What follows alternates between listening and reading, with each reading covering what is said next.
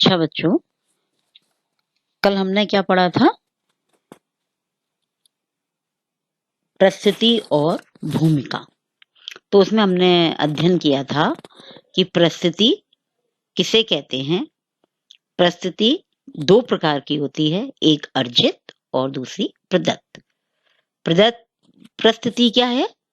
जो बच्चे को या व्यक्ति को जन्म लेते ही स्वतः ही प्राप्त हो जाती है। लेकिन अर्जित परिस्थिति हमें तब प्राप्त होती है जिसके लिए हम प्रयास करते हैं, योग्यता हासिल करते हैं या उसके लिए परिश्रम करते हैं। कोई भी स्टेटस जो अर्जित है, बिना हमारे परिश्रम के हमें प्राप्त नहीं होता है। तो कई विद्वानों ने इसमें अपनी अपनी परिभाषाएं दी, वो हमने बताई। इसके साथ साथ हमने बताया कि प्रदत्त परिस्थितियों का आधार क्या है और उसके आधार पर हम इनको प्राप्त करते हैं।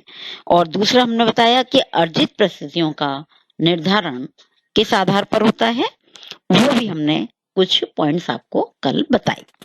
अब आता है प्रदत्त व अर्जित परिस्थिति में अंतर। आखिर अंतर क्या है इन दोनों में? अंतर है, सबसे पहला हम देखते हैं कि परिस्थिति मानव जीवन से जुड़ा एक सम्मानित पद है। क्या है? सम्मानित पद है। वर्तमान समय में प्रदत्त व अर्जित दोनों प्रकार की परिस्थितियां समाज से बनी हुई हैं। सैद्धांतिक स्थितियों में तो ये दोनों परिस्थितियां एक दूसरे के विपरीत और विरोधी प्रवृत्ति की प्रतीक होती हैं, किंतु दोनों में संबंध भी पाया जाता है। मतलब हमें एक दूसरे में तो लगता है कि ये दोनों के अपोजिट हैं, लेकिन ऐसा नहीं है। इनमें हमें क्या पाया जाती है? समानता भी या संबंध भी पाया जाता है। तो नंबर एक, सबसे पहले जो अंतर है वो किसके आधार पर है? जन्म के आधार पर। जन्म के आधार पर दो प्रकार की होती हैं, प्रदत्त और अप्रदत्त। तो पहला जो अंतर है वो क्या है कि जन्म के आधार पर हमें कुछ परिस्थितियां क्या हो जाती हैं? प्रदत्त हो जाती हैं, स्वतः ही प्राप्त हो जाती हैं। और अर्जित जो परिस्थितियां हैं, परिस्थिति है, वो हमें जन्म से नहीं मिलती, योग्यता और परिश्रम के द्वारा हमें उसे प्राप्त करना पड़ता है। दूसरा अंतर है प्रकृति के आधार पर। प्रकृति के आधार पर क्या है? नेचर के अनुसार कुछ परिस्थिति या स्टेटस हमारे क्या होते हैं? स्थायी होते हैं। जैसे हमारे रिलेशंस,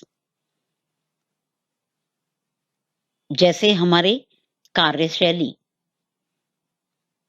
जैसे हमारा कोई व्यवसाय।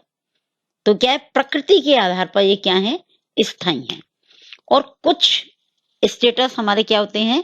अस्थायी होते हैं, जो कि कुछ समय तक हमारे पास रहते हैं और उसके बाद हम उससे हट जाते हैं। जैसे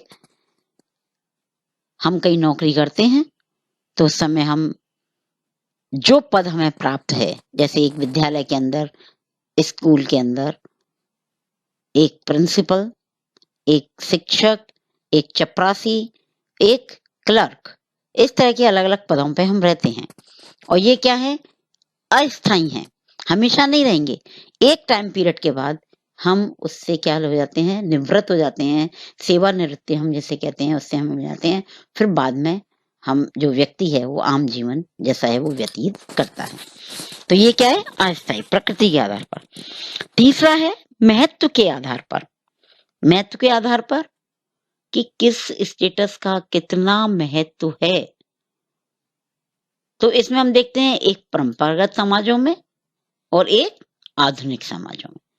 परंपरागत समाजों में घर के मुखिया का जो महत्व होता था, घर के बड़े बूढ़ों का जो महत्व है, घर में जो काम करने वाला व्यक्ति है उसका जो पद है, या कोई उम्र में भले ही छोटा हो लेकिन परिवार के अंदर परंपरागत अगर वो क्या है?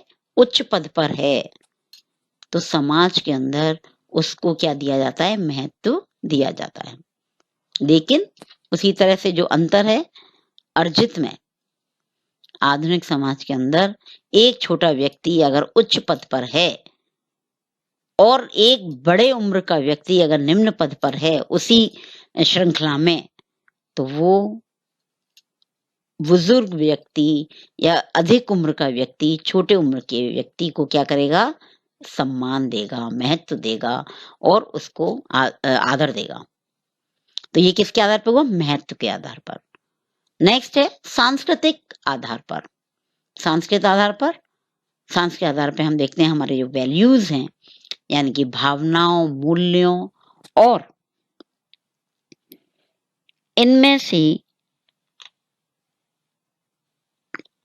कुछ हमारे गुप्त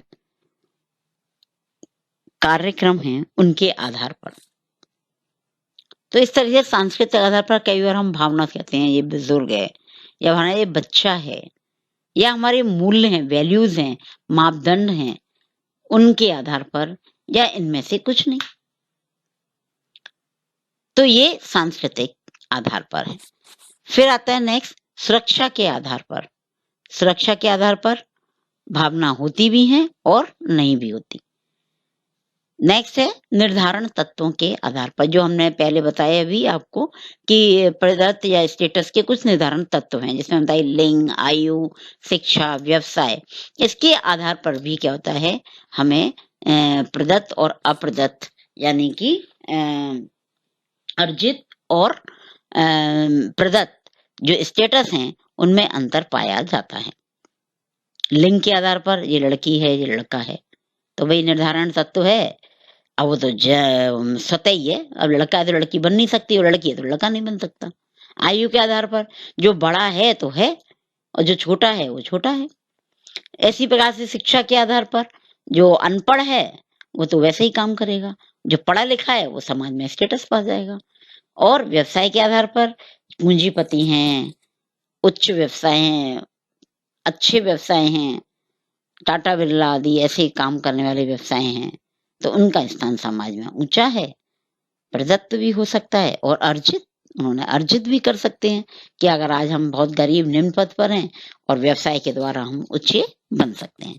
तो इस प्रकार से प्रदत्त और अर्जित परिस्थितियों में कुछ जो है अंतर पाए जाते हैं। जब बताया कि ये दोनों एक दूसरे के विरोधी हैं, लगता है ऐसा हमें, लेकिन ऐसा नहीं है। इनमें क्या पाई जाती है, कुछ समानताएं भी पाई जाती हैं। जैसे प्रदत्त स्थितियों का जीवन में प्रथम स्थान है, क्योंकि उनके द्वारा ही सांस्कृतिक विरासत एक पीढ़ी से दूसरी पीढ़ी को हस्तांतरित होती है।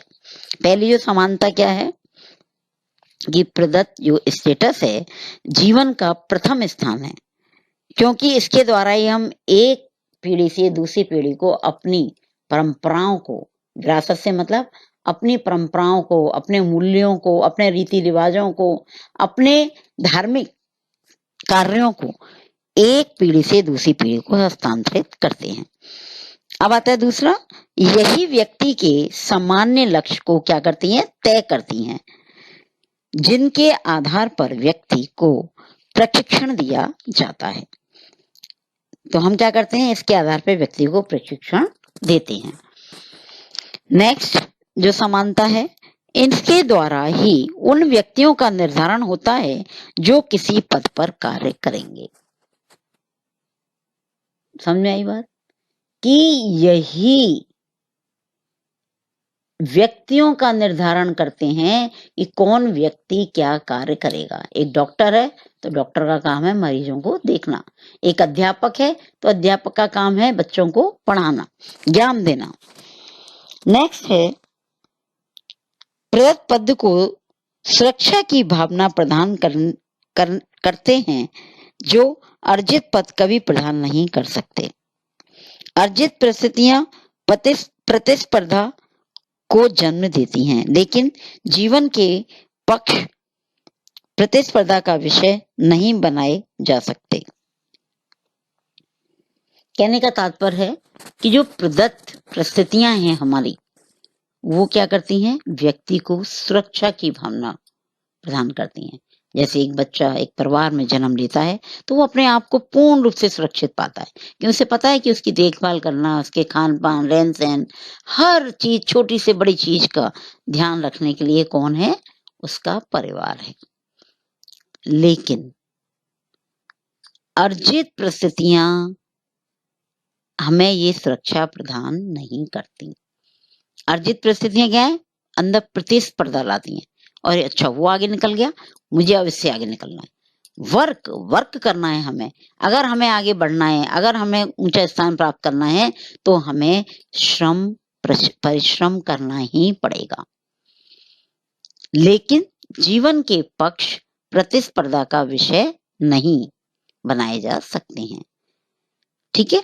अब एक और है इसमें समानता, वो है प्रदत्त परिस्थितियों के आधार पर ही एक व्यक्ति का लिंग, आयु, संबंध, वर्ग, धर्म, क्षेत्र, समुदाय तथा उसके माता-पिता का समुदाय जान लेने के बाद हम यह भी भली प्रकार जान सकते हैं कि उसका समाजीकरण और जीवन किस प्रकार का होगा।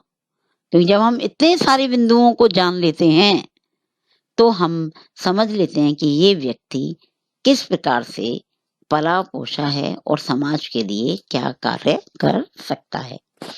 तो इस प्रकार से प्रदत्त और अर्जित परिस्थितियों में कुछ समानताएं पाई जाती हैं और हम कह सकते हैं कि अर्जित पदों का महत्व कम नहीं है। इन्हीं कारणों से ही व्यक्ति उचित पद पर पहुंच पाता है।